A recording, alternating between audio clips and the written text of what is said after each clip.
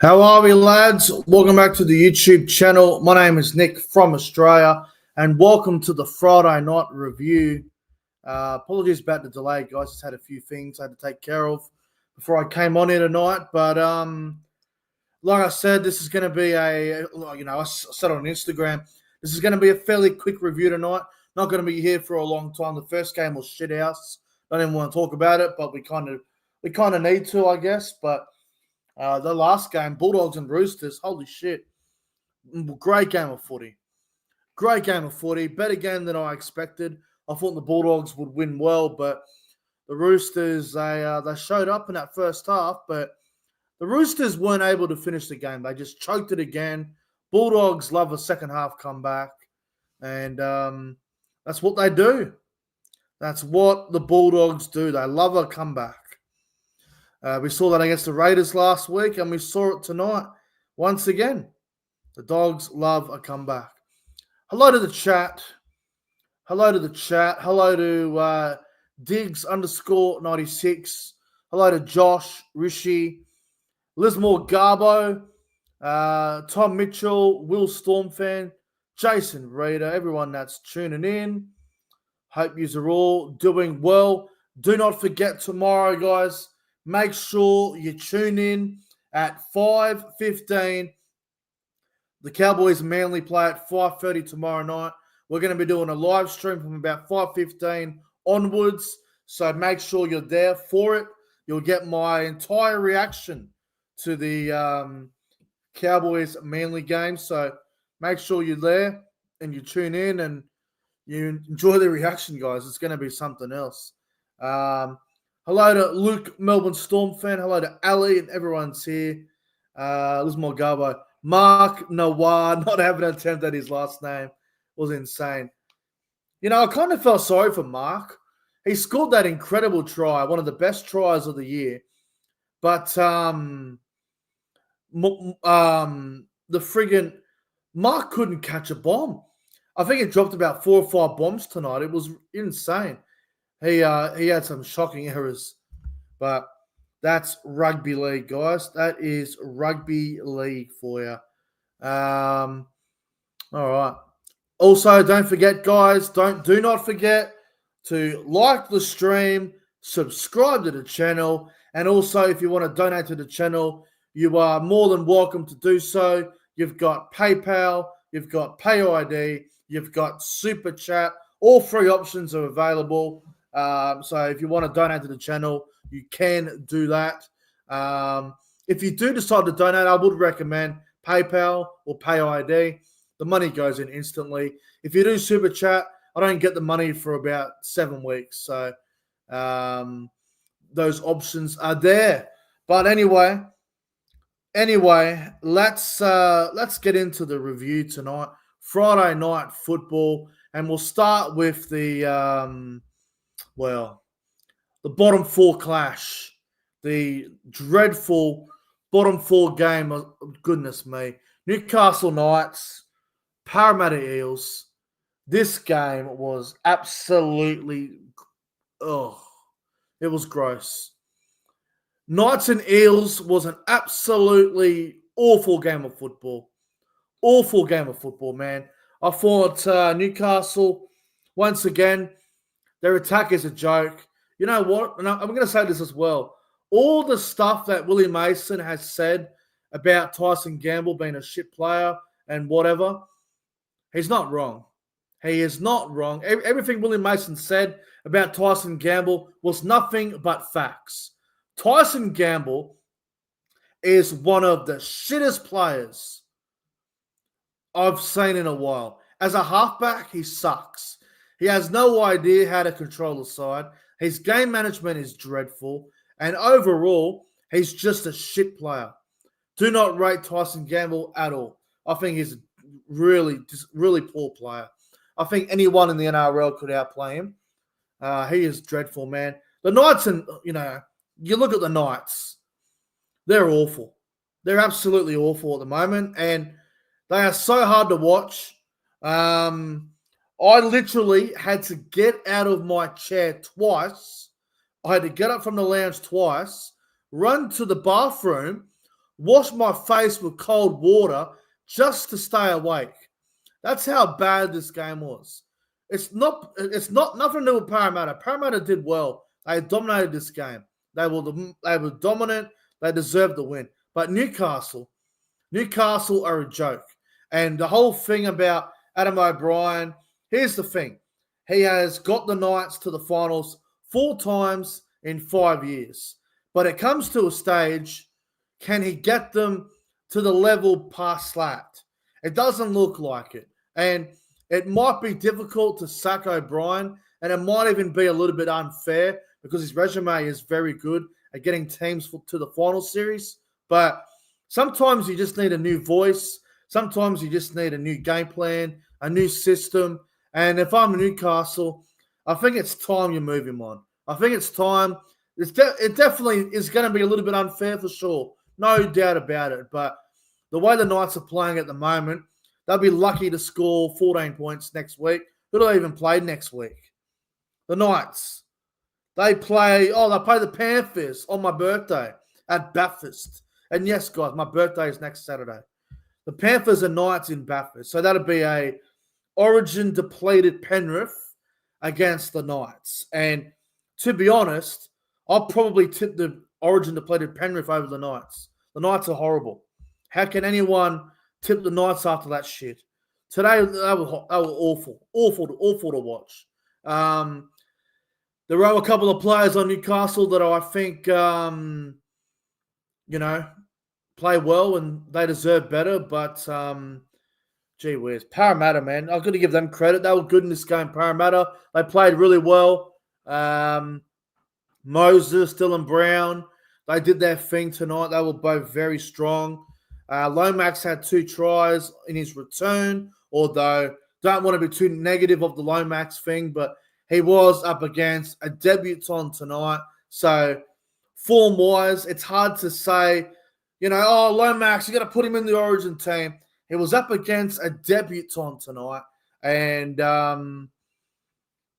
look, it's tough.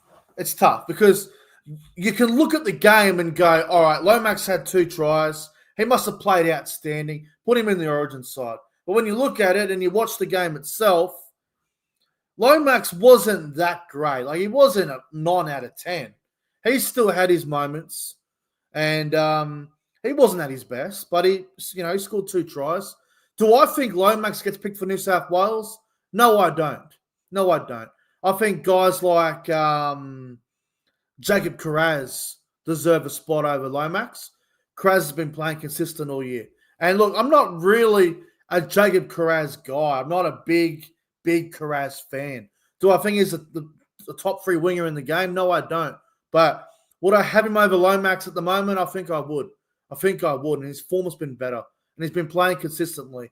That was Lomax's first game since round 5. So his first game in 6 weeks.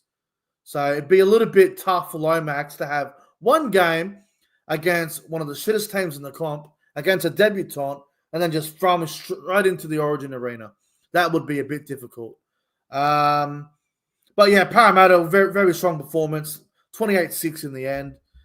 Try scorers were Moses, Lomax double, Dylan Brown, and Jordan Semirani. And for the Knights, James Schiller got one as well. Look, well done to Parramatta, but again, you can't take much out of it. The Knights are dreadful. And, I'm not sure where the Knights go from here. They're in all sorts for me. They're in all sorts. As for the other game, player of the game quickly. I'd go Mitch Moses for sure. Moses was great. Player of the game, Mitchell Moses. All right, Bulldogs, Roosters, 24-20 Bulldogs. This was a great game. The second half in particular was great. Really enjoyed this game of footy. The poor old friggin' Roosters. They stuffed this right up. They stuffed it up. They led 14-0 at halftime. They looked a lot better.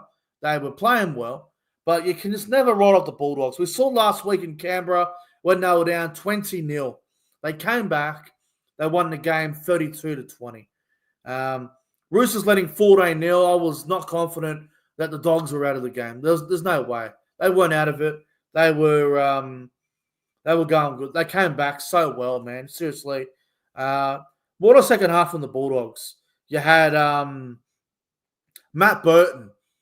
Matt Burton had a fantastic game tonight. He was outstanding. And guys like Max King, guys like Reid Marnie, Kurt Mann, William Kickow, they really stood up in the middle for the Dogs. And you look at the backs, like guys like Bronson Sherry, causing havoc, man, like Connor Tracy, just these good young outside backs who have no fear whatsoever to just go out there and take them on. Even though they're down 14-0, they're not afraid to take some risk. And this is what I like about the Bulldogs, man. They go in there with a mindset in the second half. Obviously, it'd be nice if they could do it for the first half and the second half. But Stephen Crichton's leadership gets them all together, says the right things, and they just respond. 2 weeks in a row now, the Dogs overcame a deficit.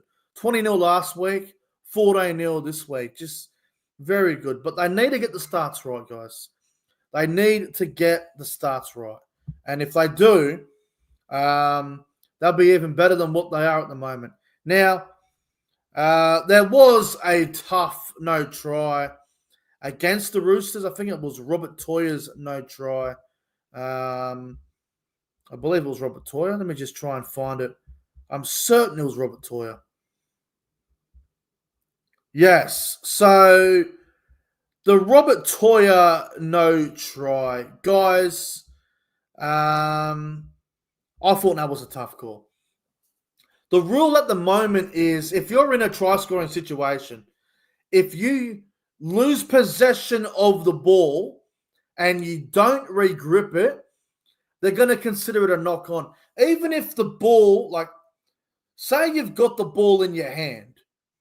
Let me I'll try to give you an example. Here, look, I've got some bloody Panadol Rapid tablets here. Say you have the ball like this, right? This is the football. You have it. If you drop it and put it downward, if you do this, oh yeah, okay.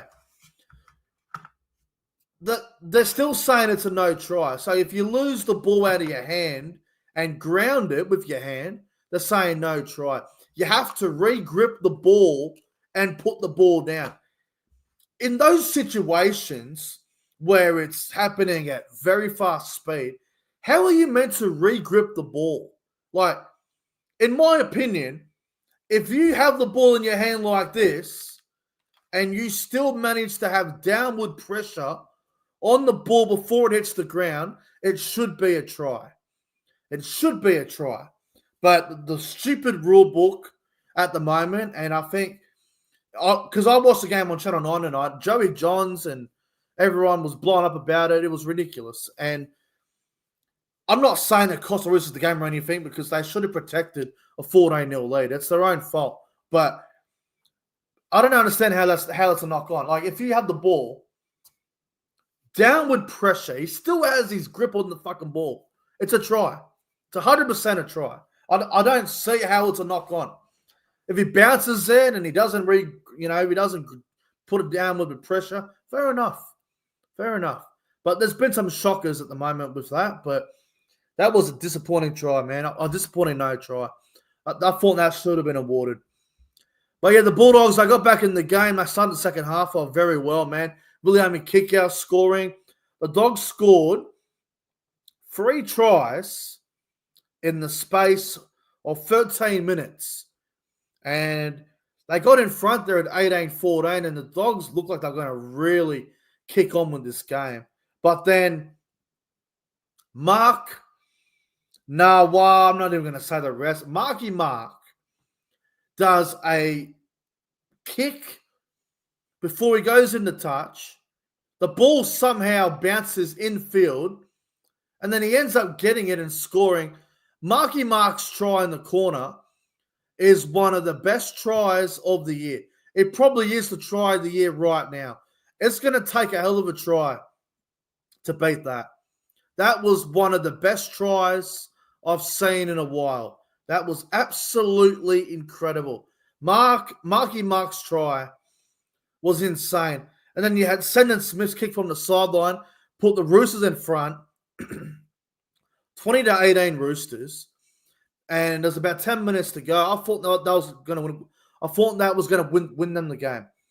And to be honest, the Roosters probably deserved to win when they scored that try. But then the Bulldogs got an opportunity on attack, and Matt Burton goes over under the post, scores. Bulldogs go to 24-20, and it was a famous win for the Bulldogs. The Roosters, I think they can keep their heads up pretty high, but Trent Robinson and the Roosters players, they'll be disappointed that they led 14-0 and they let this game slip. But that's the thing with the Roosters this year. They're not really expected to make the top 8. Everyone thinks they're going to miss the 8 or they're going to just get in. Like, you look at the Roosters, they're probably expected to finish anywhere between 7th and 12th this season. I don't think they're a bottom 4 team. I don't think they're even a top 8 team. I think they're probably around with the Dragons. They're probably a team between 10 to 13. 10, 11, 12, 13. That's probably the Roosters, to be honest. I think I said the other week the Dragons are a typical 12th place team on the ladder.